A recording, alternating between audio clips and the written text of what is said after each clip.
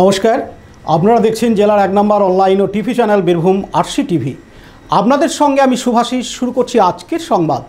বিস্তারিত সংবাদে যাওয়ার আগে দেখে নেব সংবাদ শিরোনাম।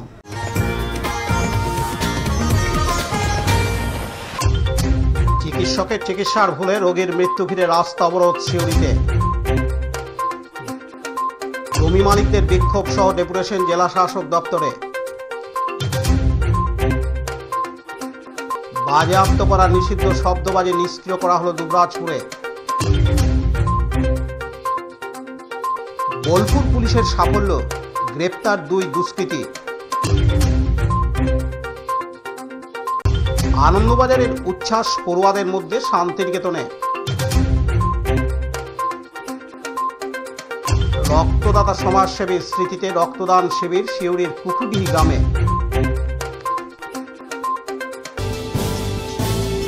এবার সংবাদ বিস্তারিত। চলতি মাসের 3রা সেপ্টেম্বর সিউড়ির একটি বেসরকারি নার্সিংহোমে গল ব্লাডার অপারেশন করার জন্য ভর্তি হন এক গৃহবধূ মহিলা। অভিযোগ, এরপর চিকিৎসক সোমেন্দ্র দত্তের অপারেশন ঠিক না হওয়ায় অপর একটি বেসরকারি নার্সিংহোমে স্থানান্তরিত করা হয়। পরে আবারও অবস্থার অবনতি হলে সেখান থেকে শান্তিনিকেতন মেডিকেল কলেজে ভর্তি করা হয়। সেখানেও কোনো উন্নতি না হওয়ায় এরপর গতকাল রবিবার 21শে সেপ্টেম্বর রাত্রে রোগীর মৃত্যু হয়। জানা যায়, মৃত মহিলার নাম মীনা দাস, বয়স 36 বছর, বাড়ি সিউড়ি থানার অন্তর্গত পুরন্দরপুরের দাসপাড়ায়। এরপর আজ সোমবার 22শে সেপ্টেম্বর সকাল 10টা নাগাদ মৃতদেহ সিউড়ির বেসরকারি নার্সিংহোমের সামনে রাস্তার উপর রেখে দিয়ে পরিবারের লোকজনেরা বিক্ষোভ দেখাতে শুরু করেন। খবর পেয়ে ঘটনাস্থলে আসে সিউড়ি থানার পুলিশ। এদিন পরিবারের তরফ থেকে জানানো হয়, আগস্ট মাসে 3 তারিখে অ্যাডমিশন করেছিলাম। আনন্দময়ী নার্সিংহোমে। উনি দেখলেন, বললেন গল ব্লাডারে ওটি করতে হবে ইমিডিয়েটলি, না হলে কিন্তু উনি বাঁচবে না, নালিতে পাথর পড়ে গেছে। সোমেন্দ্র দত্ত, ডাক্তার সোমেন্দ্র দত্ত সার্জন উনি ওটি করার ডেট দিলেন। ওটি করলেন। ওটি করার পর পেশেন্টের এই আনন্দময়ী নার্সিংহোমে ওটি হয়েছে। ওটি হওয়ার পর পেশেন্টকে বেডে দিল। বেডে দেওয়ার পর পেশেন্ট বমি বন্ধ হয় না। আমরা বলছি, স্যার বমি কেন করছে, বারবার বমি বন্ধ হচ্ছে না। বলছে তারা ওকে আবার ছবি করে আবার মডার্নে পাঠালো। মডার্নে পাঠিয়ে ছবি করতে বললো, ছবি আমাদের হাতে দিল না। ছবি রিপোর্ট আমাদের হাতে দিল না। ওখানকার বললো যে হোয়াটসঅ্যাপে পাঠিয়ে দিয়েছে স্যারকে। আমরা স্যারের হোয়াটসঅ্যাপে দেওয়া হয়েছে। স্যার বললে ওদের আলসার ধরা পড়েছে, আলসারে ওটি করতে হবে। আলসারে ওটি করতে গেলে 20,000 টাকা দাবি আমার কাছে। 20,000 টাকা দিলে আমি ওটি করবো, নাহলে করবো না। আমরা বললাম ঠিক আছে স্যার, তাই আপনাকে দেওয়া হবে। আমার পেশেন্টটাকে আপনি সুস্থ করুন। উনি বললেন বেশ। এইখানে আবার ওটি করলেন আলসারের ওটি করলে তখন উনি এইখানে ড্রেন করেছেন। তো যা খাবার খাচ্ছে ড্রেন দিয়ে বেরিয়ে যাচ্ছে। এত পেটে কেটেছে যে হাত ভরে জল মারছে, পেশেন্টের পেটের ভিতরে হাত ভরে জল মারছে। তখন ইনফেকশন অটোমেটিক ছড়িয়ে গেছে। বললো যে আবার পেশেন্টকে সুস্থ করতে গেলে আমি আবার ওটি করব। 2বার ওটি করার পর ইনফেকশনটা ও 3বার ওটি করলো। 3বার ওটি করার পর খাবারের ঘর কেটে দিয়েছে। আমরা জানলাম ওই আবার যখন আমাদেরকে রেফার করলো শান্তিনিকেতন মেডিকেল, যে সুমিত সান্যাল স্যার বললেন উনার খাবারের ঘর কেটে দেওয়া হয়েছে, প্লাস একটা নারী কেটে দেওয়া হয়েছে। উনাকে বাবার থান গেলেও আর বাঁচাতে পারবে না। আমরা স্যারকে বলেছিলাম, স্যার যদি এখানে পারেন তাহলে আমাদেরকে বলুন, আমরা বাইরে নিয়ে যাবো।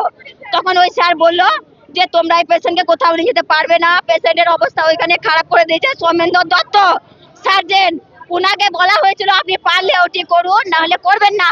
উনি বললেন আমি এইখানে সুস্থ করব, পেশেন্টের এর উপরে ট্রিটমেন্ট হয় না। এই পেশেন্টটা শান্তিনিকেতন মেডিকেল কলেজে মারা গিয়েছে। কালকে বিকাল 4টের সময় মারা গিয়েছে।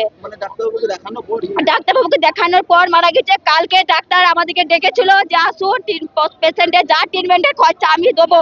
ফার্স্টে ট্রিটমেন্টের খরচা দেবো বলে 1 টাকা উনি দেননি, কোনো রিস্ক নেননি। আমরা গিয়েছি, আমাদেরকে বলেছে তোমরা কোর্টে কেস করো, আমার সঙ্গে আমাদের কোনো সম্পর্ক নাই। সোমেন দত্ত আমাদেরকে জেলে জবাব দিয়েছে।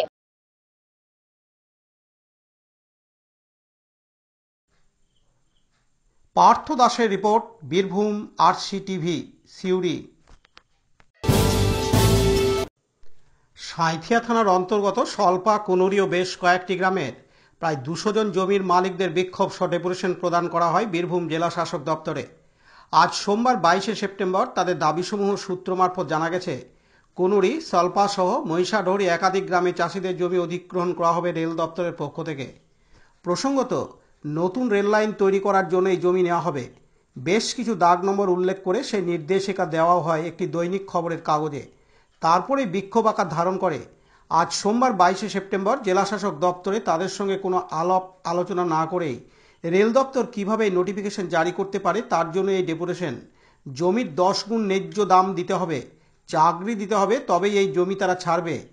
কেননা কোনো ব্যক্তির 10 বিঘা, কোনো ব্যক্তির 15 বিঘা জমিতে এই মুহূর্তে ধান চাষ হচ্ছে। যদি সেই জমিগুলি রেল নিয়ে নেয় তাদের চাষ বন্ধ হয়ে যাবে, তখন তারা পরবর্তী ক্ষেত্রে বিভিন্ন সমস্যায় পড়বে। তাই রেল দপ্তরকে তাদের সঙ্গে আলোচনার সাপেক্ষে জমির ন্যায্য দাম দিতে হবে। যদি জমির ন্যায্য দাম না পায় তাহলে বৃহত্তর আন্দোলনের পথে নামবে বলে জানিয়েছেন বিক্ষোভকারী সকল জমির মালিকরা। প্রসঙ্গত, বীরভূমের মোহাম্মদবাজার ব্লকের দেউচা পাচামি কয়লা শিল্পের জন্য রেল লাইন তৈরি হচ্ছে বলে সূত্র মারফত জানা গেছে। সেই রেল লাইন নতুন করে পাতার জন্য এই সকল জমি অধিগ্রহণ করা দরকার আছে। এদিন জমির মালিকরা জানান, আজকে আমরা সিউড়ি ডিএম অফিসে এসেছিলাম ডেপুটেশন জমা দেওয়ার জন্য। আমাদের চাষিদের জমির উপরে রেল হতে চলেছে। সেই রেলটা দেউচা পাচামি কয়লা বহানোর জন্য এবং দেউচা পাচামিতে যে প্রকল্প চালু হয়েছে সেই মানবিক প্রকল্প আমরা যারা পাই সেইটা আমরা মাননীয় মুখ্যমন্ত্রীর কাছে অনুরোধ করছি। এবং আমাদের যে সমস্ত চাষিদের জমি যাচ্ছে সেটা একটা পত্রিকায় প্রকাশ করা হয়েছে, নাম, দাগ নম্বর, খতিয়ান নম্বর, সমস্ত কিছু জমির পরিমাণ পর্যন্ত উল্লেখ করা হয়েছে। এইরকম ভাবে বহুবার কিন্তু প্রকাশ করা হয়েছে এবং চাষিদেরকে বারবার আন্দোলন করা হয়েছে যে আমাদের জমি যে নিচ্ছে, আমরা আমাদের চাষিদের সাথে বসুন। বারবার পত্রিকায়, নিউজ চ্যানেলের মাধ্যমে বারবার প্রকাশ করছেন চাষিদের সাথে না বসে আপনারা বারবার কেন চাষিদেরকে হ্যারাসমেন্ট করছেন। তাই সেই নিয়ে চাষিরা আজকে আন্দোলন করতে এসেছে সিউড়ি ডিএম অফিসে এবং করতে এসেছি। আজকে ডেপুটেশন যদি না মানা হয় পরবর্তী সময় আমরা আরো বৃহত্তর আন্দোলন করতে রাজি আছি। পার্থ দাসের রিপোর্ট, বীরভূম RCTV, সিউড়ি। গতকাল রবিবার 21শে সেপ্টেম্বর দুবরাজপুর থানার পুলিশ দুবরাজপুর পৌরসভা এলাকার স্বামী ভূপানন্দ মার্কেটের একটি গোডাউন থেকে কয়েক লক্ষাধিক টাকার নিষিদ্ধ শব্দবাজি উদ্ধার করে গ্রেপ্তার করা হয় একজনকে। আজ সোমবার 22শে সেপ্টেম্বর দুবরাজপুরের একটি ফাঁকা জায়গায় সিআইডির বোম স্কোয়াড টিম শব্দবাজিগুলিকে নিষ্ক্রিয় করেন। লালটু মুখার্জির রিপোর্ট, বীরভূম RCTV, দুবরাজপুর। এখন বিজ্ঞাপন বিরতি, ফিরে আসছি বিরতির পর।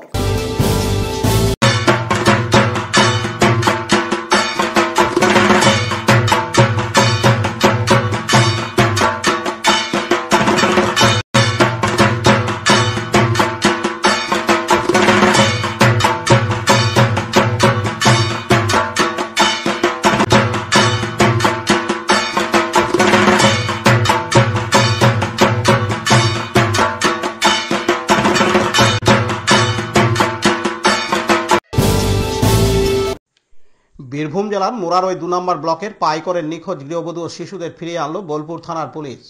এই সাফল্যের জন্য অসংখ্য ধন্যবাদ জানিয়েছেন পরিবারের সদস্যরা। 18 তারিখে আমার বোন স্বামীর ঘর থেকে নিখোঁজ হয়েছিল। তা আজকে 21 তারিখ, একটা 18 তারিখে আমরা পাইকর থানায় একটা মিশন জারি করেছিলাম। আজকে বোলপুর থানা থেকে আমাদের খবর পাইকর থানাতে দিয়ে বোলপুর থানাতে আছে। আমরা আমার বোনকে সুস্থ শরীরে আমাদের হাতে তুলে দিয়েছে। এর জন্য বীরভূম পুলিশকে ধন্যবাদ ও বোলপুরের থানার বড়বাবুকে অশেষ ধন্যবাদ। পাশাপাশি বোলপুর পৌরসভার অন্তর্গত দুর্গাপুজো মণ্ডপে ত্রিপল চুরি ক্রমশ বাড়ছিল। বোলপুরের পুলিশ গোপন সূত্রে খবর পেয়ে 2 দুষ্কৃতীকে গ্রেপ্তার করে। দুষ্কৃতীদের জিজ্ঞাসাবাদ করা হচ্ছে, এর সঙ্গে আর কেউ জড়িত আছে কিনা পুলিশ ঘটনার পূর্ণ তদন্ত করছে।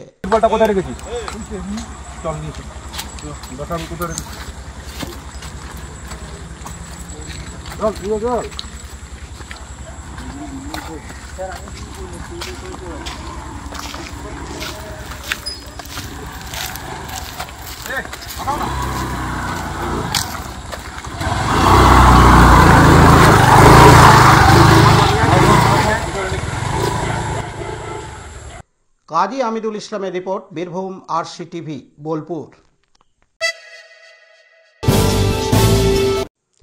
কবিগুরু রবীন্দ্রনাথ ঠাকুরের স্মৃতি বিজড়িত শান্তিনিকেতনে প্রতি বছরের ন্যায় এবছরও মহালয়ার দিনে অর্থাৎ গতকাল রবিবার 21শে সেপ্টেম্বর গৌড় প্রাঙ্গণে আয়োজিত হয় আনন্দবাজার বা আনন্দ মেলা। এদিন সারাদিন পড়ুয়াদের গৌড় প্রাঙ্গণ জুড়ে আনন্দবাজারে উচ্ছ্বাস দেখা যায়। এই আনন্দবাজারের মূল উদ্দেশ্য পড়ুয়ারা তারা নিজেদের হাতে বিভিন্ন ধরনের খাবার থেকে শুরু করে নানা রকমের হস্তশিল্প তৈরি করে বিক্রি করে। এই সমস্ত দ্রব্য বিক্রি করে তারা যে লভ্যাংশ, সেই লভ্যাংশ শান্তিনিকেতনে কর্মী মণ্ডলের যে সেবা বিভাগ আছে সেখানে জমা দেয়। ওই টাকা পরবর্তীকালে গরিব দুস্থদের সাহায্য করা হবে বলে জানা যায়। এই অনুষ্ঠানটি হয় শারদ অবকাশের আগেই। এই আনন্দবাজার অনুষ্ঠানে পড়ুয়া থেকে শুরু করে অধ্যাপক অধ্যাপিকারা এক জায়গায় মিলিত হয়ে বলে মিলন মেলা বলে। কবিগুরু রবীন্দ্রনাথ ঠাকুরের উদ্দেশ্য ছিল মহিলাদের স্বাবলম্বী করে তোলা। সেই থেকে শান্তিনিকেতন আশ্রমে আনন্দবাজার চলছে বলে জানা গেছে। এদিন সকাল থেকে বিভিন্ন অনুষ্ঠানের মধ্য দিয়ে আনন্দবাজার মেলা অনুষ্ঠিত হয়।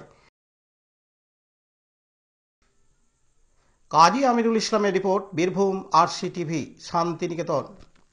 এখন বিজ্ঞাপন বিরতি, ফিরে আসছি বিরতির পর। সব থেকে ভালো চিকিৎসা, সবচেয়ে কম খরচে, সবচেয়ে কম খরচে। সব থেকে ভালো চিকিৎসা, সবচেয়ে কম খরচে, সবচেয়ে কম খরচে। বিশ্বমানের স্বাস্থ্য পরিষেবা মিলবে দিনে রাতে, বিশ্বমানের স্বাস্থ্য পরিষেবা মিলবে দিনে রাতে। মণি মহেশ হসপিটাল, মণি মহেশ হসপিটাল, মণি মহেশ হসপিটাল, মণি মহেশ হসপিটাল। মণি মহেশ হসপিটাল, দুবরাজপুর, বীরভূম। সিউড়ি বিধানসভার কুকুডিহি গ্রামের বিশিষ্ট সমাজসেবী রক্তদাতা নবিদুল ইসলাম মাত্র 20 বছর বয়সে এক দুরারোগ্য ব্যাধিতে আক্রান্ত হয়ে প্রয়াত হন। কিন্তু তার সমাজসেবার কথা মনে রেখে তার স্মৃতি রক্ষার্থে জাগৃতি যুব সংঘের পরিচালনায় আজ সোমবার 22 সেপ্টেম্বর আয়োজিত হয় স্বেচ্ছায় রক্তদান শিবির। Birbhum volunteer blood donors association ও রাজ্য সংস্থার সহযোগিতায় হওয়া এই শিবিরে মোট 30 জন রক্তদাতা স্বেচ্ছায় রক্তদান করেন। এর মধ্যে 4 জন নতুন রক্তদাতা ছেলে ও মেয়ে রক্তদান করেন। প্রচুর মানুষের সমাগমে উপস্থিত ছিলেন জেলা পরিষদের সভাধিপতি ফাইজুল হক রূপে কাজল শেখ। এদিন তার উপস্থিতি অন্য মাত্রায় নিয়ে যায় রক্তদান শিবিরটিকে।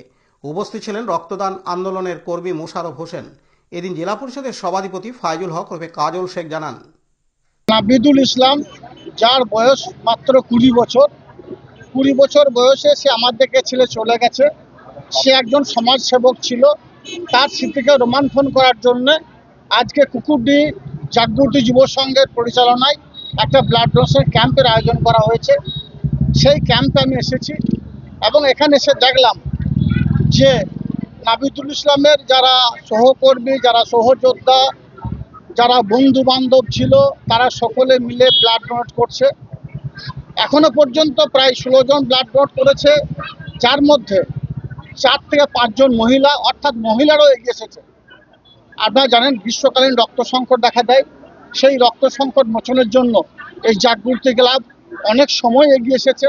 তাছাড়াও এই জাগৃতি ক্লাবের সদস্যরা বছরে 365 দিন মানুষের সুখ দুঃখ আপদ বিপদে মানুষের পাশে থাকার চেষ্টা করে। শীতের সময় শীত বস্ত্র দান, আমরা দেখেছেন কোভিড-19-এর সময় মানুষের পাশে থেকেছে। তাছাড়াও বৃক্ষরোপণ উৎসব থেকে শুরু করে বিভিন্ন ধরনের সামাজিক কাজের সঙ্গে এরা যুক্ত থাকে। নাবিদুল ইসলামও বিভিন্ন ধরনের সোশ্যাল ওয়ার্কের কাজের সঙ্গে যুক্ত ছিল। তাই আপনাদের মাধ্যমে এবং আমরা সকলে চাই উপরওয়ালার কাছে সকলেই প্রার্থনা করুক এবং সকলে দোয়া করুক, সে যেন জান্নাতবাসী হয়। এটাই আমাদের প্রার্থনা। এই উদ্দেশ্য নিয়ে আমরা সকলে এখানে সমবেত হয়েছি। আর এই ক্লাব যারা এই কাজে ব্রত হয়েছে তাদের উদ্দেশ্যে একটাই বার্তা, তোমরা এগিয়ে চলো। তোমাদের পাশে বহুদিন আমরা ছিলাম, এখনো আছি।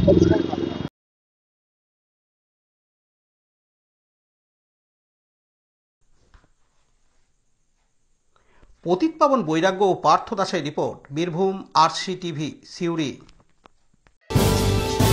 আজকের সংবাদ এই পর্যন্ত।